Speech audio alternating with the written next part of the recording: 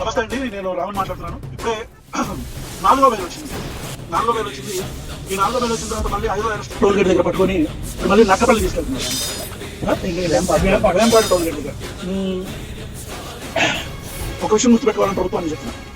ఈరోజు మీరు నా గొంతు నొక్కే ప్రయత్నం చేస్తున్నారు. కానీ మీకు అర్థం కావాల్సింది ఏంటంటే, మీరు చంపితే నేను ఒక్కడిని చచ్చిపోతాను. ప్రశ్నించే వాళ్ళు ఎవరు చావరు. మీరు రావణ గారిని మాత్రమే చంపగలరు, ప్రశ్న చంపలేరు. గుర్తుపెట్టుకోండి. రెండో విషయం, ఇంత భయపడుతున్నాను. మీకు అర్థమవుతుందా? ఒక 500 మంది పోలీస్ ఫోర్స్ ప్రతిరోజు నా కోసం ప్రజా సమస్యలు, పబ్లిక్ అన్నీ వదిలేసి నా కోసం వాళ్ళు ఆహారనిసలు తిండి తిప్పలో లేకుండా తిరుగుతున్నారు. ఎస్పీ క్యాడర్ దగ్గర నుంచి కానిస్టేబుల్ క్యాడర్ దాకా ప్రతి ఒక్కరు నాకు సెక్యూరిటీ ఇచ్చుకుంటూ తిరుగుతున్నారు. ఇలా ఆంధ్రప్రదేశ్ ప్రభుత్వం చేశాను. అంటే ప్రజా సమస్యలు ఏం లేదా? నేను రేపులు చేశానా, దొమ్మిలు చేశానా, దౌర్జన్యాలు చేశానా? పవన్ కళ్యాణ్ అనే వ్యక్తిని ప్రశ్నించడం మాత్రమే నేను చేసిస్తాం. ఈ రోజుకి 4 రోజుల నుంచి నేను భోజనం చేశాను. మీరు కూడా ఈ రోజుకి 4 రోజుల నుంచి నేను అనంతరంగా మంచిగా కొడతాను. ఈ రాష్ట్ర ప్రభుత్వాన్ని చెప్తున్నా, మీరు చంపేస్తే పోలీస్ స్టేషన్ లో చంపేయండి.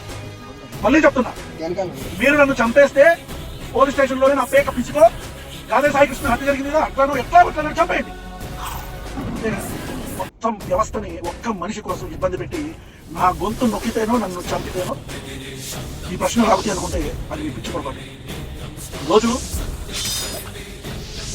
ఎక్కడికి వెళ్తే అక్కడ, అంటే ఈ రోజు బెయిల్ వస్తే ఇమీడియట్ గా వచ్చేసి, రేపు బెయిల్ వస్తే మళ్ళీ వచ్చేసి 4 బెయిల్. ఈ రాష్ట్ర చరిత్రలో 4 బెయిల్ 4 రోజుల్లో వచ్చిన మళ్ళీ 5వ రోజు అరెస్ట్ అయిన ఆర్గనైజ్డ్ క్రైమ్స్. జనసేన పార్టీ నియోజకవర్గాల్లోనే నేను వెళ్ళటం, అక్కడికి ఆర్గనైజ్డ్ గా గుండాలు రావటం, నా మీద దాడి చేయడానికి ప్రయత్నించడం, పోలీసులు పాపం మహారాత్రులను మహాలో లక్ష్మణ్ అనుకుంటే నా చుట్టుపక్కల తిరగటం. ఈ ఆర్గనైజ్డ్ క్రైమ్ ఎవరు చేస్తున్నారు తెలీదా? అంటే చంపుదాం అనుకుంటున్నారు. దానికి ఇంత మరమ్మతులు ఎన్ని ఎందుకంటున్నా, డైరెక్ట్ గా తీసుకెళ్ళి చంపేసిన పోలీస్ స్టేషన్ లో.